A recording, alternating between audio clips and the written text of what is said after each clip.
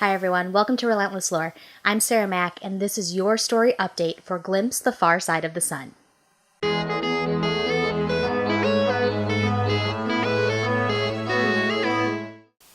Hi everyone, thanks for tuning in. Let's jump right into it.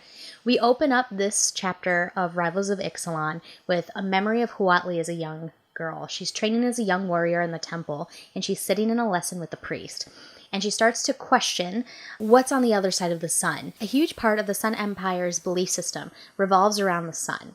The priest didn't really have an answer for her, and essentially told her to focus on what you know, because one day she was going to be in a position where she could compete for warrior poet. And that doesn't mean that she could make things up. If she didn't know, that means that she just had to listen harder to be able to tell the truth. Now we're back to present day, and Huatli is walking through the jungle with plains-walking Minotaur Angrath. She's thinking to herself and comparing that conversation, talking about glimpsing the other side of the sun, to her experiences in plains-walking. And as they begin to walk towards the Golden City, now that they can see the spires, Angrath begins to question her on her belief system and upon the foundation of her knowledge with the Sun Empire. She explains her duty that she was given to find the Golden City for her empire.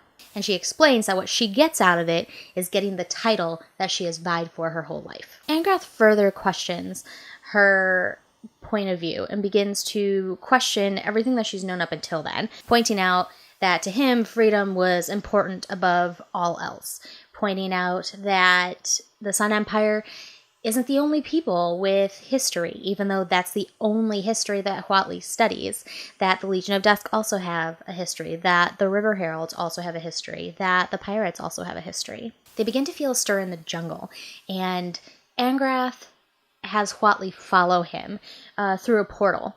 And she views a different plane through this portal. She wasn't exactly sure what she was looking at the time. And they view the icy plane of Kaldheim. But obviously, due to the magic on Ixalan, they can't planeswalk away.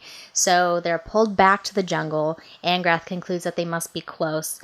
And Huatli still doesn't really understand. Angrath asks if she finally does, now that he showed her a different plane, but she can't really comprehend what she's seen. And Angrath uses this moment to teach her from his experience that you don't even know that you want freedom until you know you're trapped. Next, as they continue walking, they come across a tomb, when Elenda, the Dusk Rose, emerges from the tomb. Huatli is prepared for battle against the leader and sort of the mother of this race that she has only known to be invaders in her land, and tells Elenda that she's going to do everything at all costs to keep the vampires from getting the immortal sun. Elenda was displeased that her people were now known as invaders, and that they weren't using the gift that she had gave them, immortality, in the way that she had intended.